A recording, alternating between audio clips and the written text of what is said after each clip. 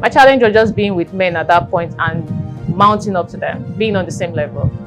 But I guess I was able to meet up at some point. But I was with male counterparts who, in quotes, knows everything. Please don't take it the wrong way, but they didn't actually give room for people who wanted to learn. I understand the fact it has to be interactive and all of that, but I still felt they should have piped it low because I've already had the knowledge in my own best way, but I still noticed few other male counterparts who needed the whole knowledge afresh and all. Again, everyone. As you already know, I am Gloria Nyobuchi. I head in sales and marketing as well for Westgate. I'm also into the solar world, as you already know as well. Not just based on sales and marketing, also in the engineering sector. I also train my fellow women and I train those who want to have an insight into the solar. So if you want to do a kind of migration, I have communities that I take my time to train. Let me start it this way, probably because I was already in the solar world before I came for the training. I take my time to always equip myself the best way possible. As they say, information is key. I wanted to have more insight on the engineering perspective, on the calculations. I needed to learn from another lecturer, not for myself, not from my fellow engineers around me. So I was like, okay, fine, let me jump on this. And I had to meet Mr. David, who gave a whole different perspective again, and it gave my whole enlightening, more broadening on what I already know. During the training, yes, at the point I was not stable because I had a project I was working on, so it kept me shaky, but I was still able to fall back in the best way possible. In all, generally, it was another line for me. It was quite an experience, trust me, and I appreciate that. I appreciate the whole platform and everything. The class that stood out for me was the part of the customer relation. Why? Because I still feel in the niche of professionalism, there's still that gap that has not been met. In-house, like staffs, I've not taken time to wear customer shoes wholly. There's always this loop. I'm not exactly saying we're so good and we just have to be there, but there are times where we have to miss out on that gap, and that gap is where becomes a competitive marketing for other people. So I got to understand more value to put into customers.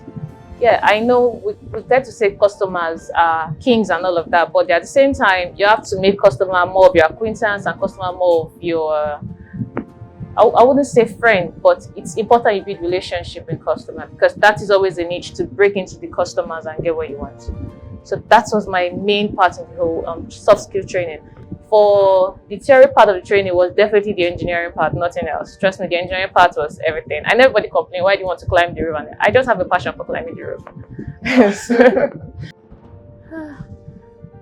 Oh god, that's a difficult one. Maybe because I built myself not to have challenges. Okay, one of the challenges I had was the fact I was with male counterparts who, in quotes, knows everything. Please don't take it the wrong way, but they didn't actually give room for people who wanted to learn. I understand the fact it has to be interactive and all of that, but I still felt they should have piped it low because I've already had the knowledge in my own best way, but I still noticed few other male counterparts who needed the whole knowledge afresh and all of that.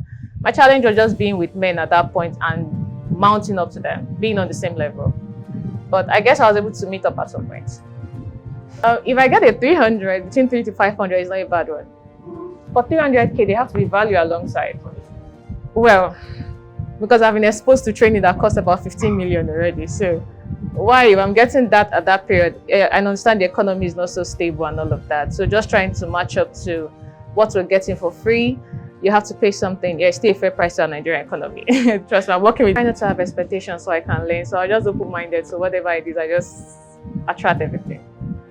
But my expectations, the little expectation I had in being open-minded was I just have to get every level of engineering skills I can gather and put it together again. When solar started back to building back, when we had this way, you have to build and couple and all of those stuff, yes. My dad was part of those who actually did that. So I was just always watching, I always observed.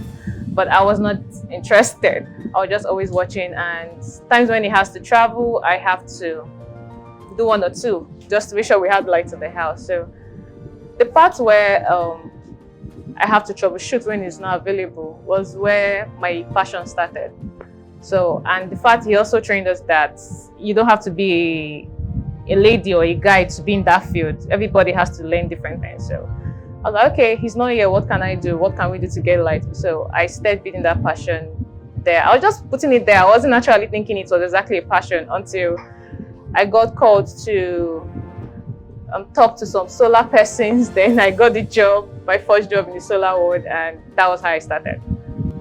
Okay, I didn't exactly start with solar. I started with digital marketing because I came in as a digital marketer. Yeah, so, and when I brought out the other part of me, and they're like, okay, we didn't know you had this. So that was how it was. What's your feedback for us? I mean, you go to the training, if you are given the opportunity to go to the training again, but you have to choose how you go to it differently. What are those things you would advise us to put in place? To I understand there's teamwork, there have to be teamwork here, but I also feel there have to be individuality in the whole training sector. If you have to work with your team, you also have to work on yourself. Because you might be with your team, you're hiding under someone, you're not exactly certain you can do it. But if haven't had that team section, you're also told, okay, you have to stand out and do something yourself individually. It will enhance the practical knowledge of everybody who comes for the training. What is your experience? Yeah, before and after. Yeah, like I said, the post the training, I already had the experience with customer relationship and every other soft skill, adaptability and all of that. Yeah, I had to enhance myself. Yeah, so when I came into that circle, yeah, and I saw my results for a start, and I told myself, so you actually are not up to 80 here.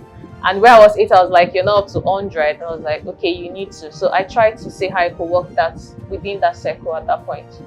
Going to equally intending, taking them on the field so they can learn more, people that would sort of enrich you also that training as well. No problem with that. You're welcome. I use everything. Everything has to work.